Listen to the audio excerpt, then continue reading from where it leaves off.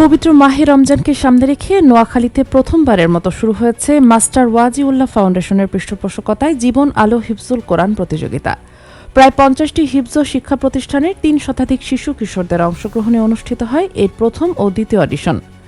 সোমবার সকালে কোম্পানীগঞ্জ উপজেলার বসুরহাট পৌর অডিটোরিয়ামে আয়োজক কমিটির প্রধান উপদেষ্টা ও বসুরহাট কেন্দ্রীয় জামে মসজিদের খতিব মুফতি কামরুল হাসান বিন কাশিমের সভাপতিত্বে ও যুগ্ম আহ্বায়ক খালেদ সাইফুল্লাহ আদনানের সঞ্চালনায় দিনব্যাপী এ অডিশন অনুষ্ঠিত হয়। এর আগে রবিবার দিনব্যাপী প্রতিযোগিতার প্রথম অডিশন অনুষ্ঠিত হয়।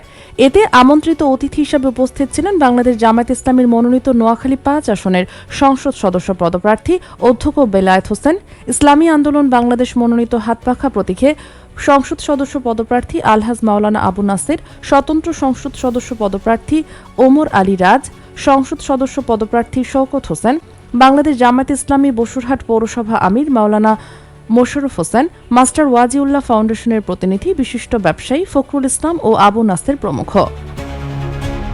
প্রতিযোগিতায় ঢাকা ও চট্টগ্রাম থেকে আগত বিচারকদের সমন্বয়ে প্রথম অডিশনে অংশগ্রহণকৃত ৩ শতাধিক প্রতিযোগী থেকে যাচাই বাছাই শেষে দ্বিতীয় অডিশনের জন্য নির্বাচিত হয়ে ইয়েস কার্ড গ্রহণ করেন ৬০ জন প্রতিযোগী।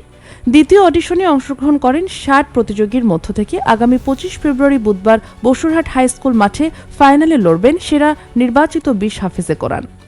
এতে প্রথম স্থান অর্জনকারী বিজয়ী পাবেন ৫০,০০০ টাকার নগদ উপহার ও সর্বোচ্চ সম্মাননা।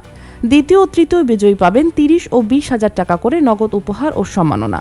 এছাড়াও বাকি সেরা নির্বাচিত ১৭ জন পাবেন সম্মাননা উপহার।